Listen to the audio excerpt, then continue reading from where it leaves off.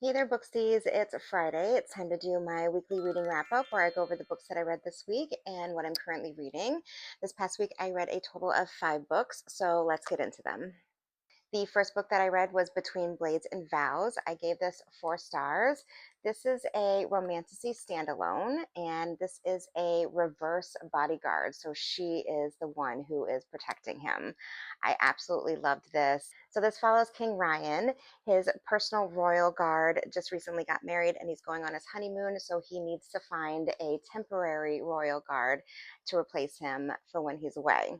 He ends up having a little competition to find his temporary royal guard, and then enters Ellie, who is visiting his castle for the wedding for the royal guard. But she is from another kingdom, a neighboring kingdom, but she's a guard there, and she is a very decorated warrior in her kingdom. And she decides to secretly enter the competition, not knowing what it's for, but she just wants to show these boys that she can beat them. And she does. And then when she finds out what she actually won, she's really hesitant and doesn't really want to stay and be his guard. However, her friends kind of convince her to do it because she's going through some PTSD from a war that recently happened, and they think this change of scenery would be good for her. So reluctantly, she does. The banter between them, the tension is so good. The forced proximity, there's assassination attempts. She saves him and she also trains him and his guards. It was really good. I had such a good time with this and I highly recommend. And then I finally finished Rites of the Starling. This is book 2 in the series. If you haven't started this series, I highly, highly recommend. This was so, so good. I gave the first one 5 stars. I gave this one also 5 stars. I almost maybe like this one a little bit more. This introduces a new POV, Caspia, and at first I was a little confused because I didn't do a reread. So I thought, oh, did I forget who this person was? But no, this is just a brand new POV that we get. And I loved the new POV's journey and love story. And I loved how it interconnected with Odessa. And I absolutely sobbed the last chapters of this book. It was so, so good. I highly, highly recommend 5 stars.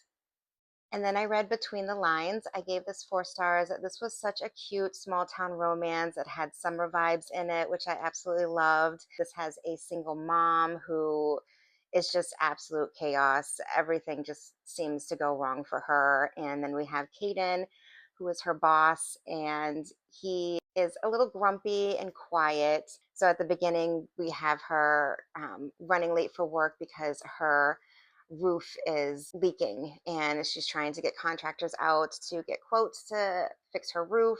And so Caden doesn't want this to affect her job because he really needs her at the coffee shop. So he offers to help her pay for the roof. And once the contractors get in there, they realize that there's black mold, and so she needs a place to stay. So he offers his guest house on his property. So there's forced proximity. Again, there's the tension and the yearning between them.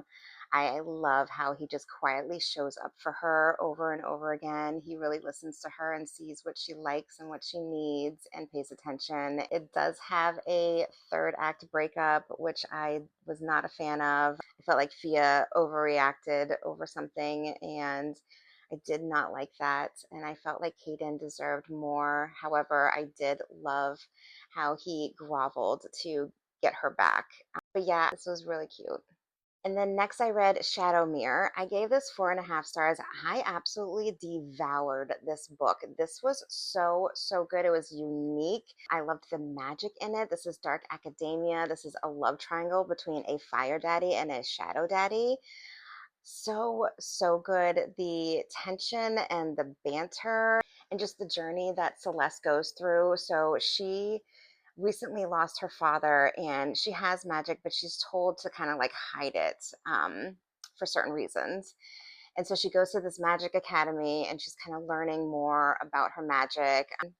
It's just so good watching her journey go through and learning more about herself, about her magic, and ultimately having a love triangle, which I honestly could not choose because I love them both. I am so looking forward to the second book to see where this goes. I absolutely recommend it, and like I said, I cannot wait for book 2. And lastly, this week I read The Truth Teller's Bargain. I gave this a solid 3 stars. This was a little bit of a letdown for me. The beginning hooked me. I thought this was going to be absolutely amazing, and then it wasn't. The pacing was a little off for me. So this whole book spans in about 2 weeks. So you would think that there'd be action packed and pacing would be good and keep me engaged, but some of it did. And then some of it was dragging a little bit. Also, because this spans in about 2 weeks, the love story was kind of a little unbelievable for me. This is supposed to be a enemies to lovers and a slow burn. It wasn't, not for me at least. It's more like insta lust and then insta love. I absolutely loved the side characters in this though. The relationships and the humor that they have with each other, the sense of found family was really, really good. Absolutely loved them. The magic was a little unique for me, so I did enjoy that as well. However, not enough to really enjoy this as much as I wanted to. The ending was pretty crazy. I will give it that. And it does leave me a little curious to continue the series. I don't know if I actually will when the time comes. But yeah, a good solid 3 stars. And I am currently reading Never Will I Forever. This is really cute. I'm about 50% in, hoping to finish this today. Like second chance kind of romance where they can't stay away from each other, but they know that they can't be with each other. It's really cute. I'm enjoying it. All right, and that was my weekly reading wrap up. Let me know what you read this week, and until next time, happy reading.